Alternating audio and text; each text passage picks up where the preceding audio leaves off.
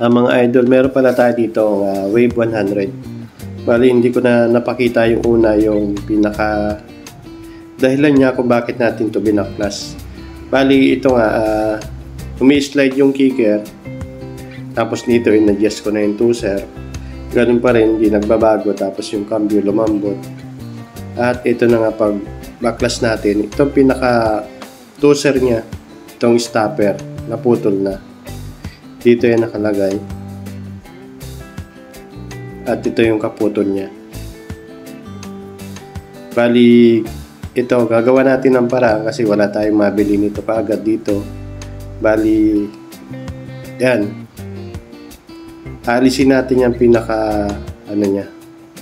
Ito. Yung kaputol niya. Bali, parang naka-ano lang yan, naka-rematch eh. Yan, pupukpukin lang natin yan para lumabas yan. At subukan natin kung tatalaban ng welding. Bali, nakadugsong yan dito eh. Ganito yan.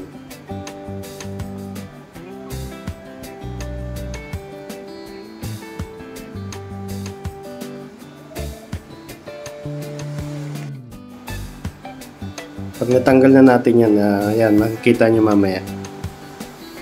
Papakita ko sa inyo kung paano yung diskarte para hindi na bumili. Tapos dito para yung lining nya medyo makapal pa naman, yung pinaka primary, tapos yung secondary makapal pa yan. Saka medyo malinis pa yung makina.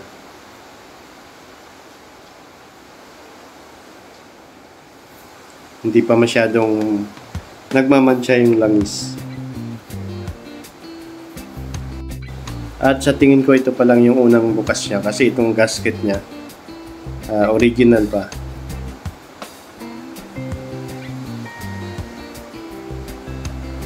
Tapos itong langis pala ay babalik din natin kasi malinis pa rin.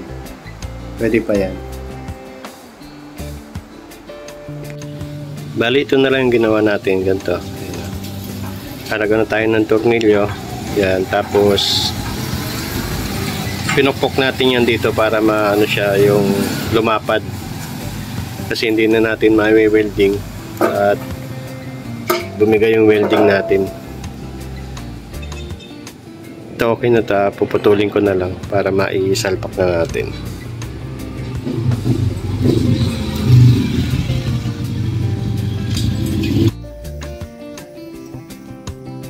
Ito lalagyan natin ito ng grasa para hindi malaglag.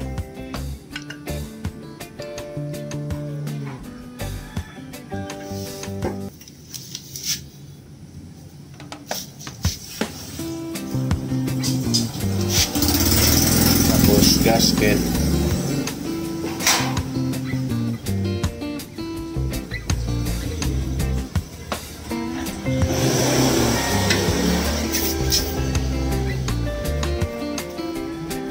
Saan ganyan natin ito?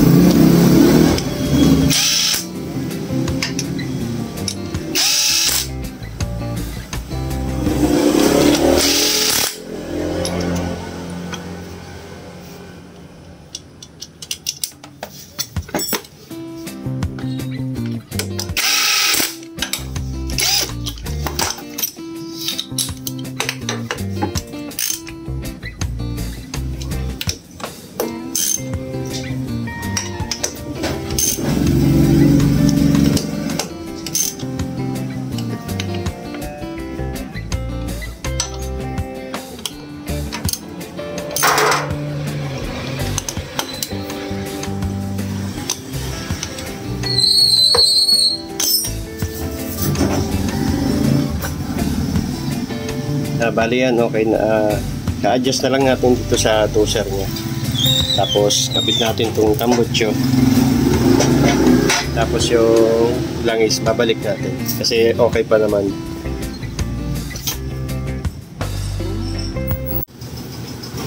Sa pag-adjust pala nitong toaster, isasagad mo lang yan dito pakaliwa. Pagkasagad na sa pakaliwa, ibalik mo lang ng konti. Tapos yan, higpitan mo na itong pinaka-lock nya para hindi na gumalaw yung timing. Tapos testing na lang yun. Dali, ito na yan. Kapit na kagad yung kicker nya, hindi na siya lusot. Tapos dito sa cambio,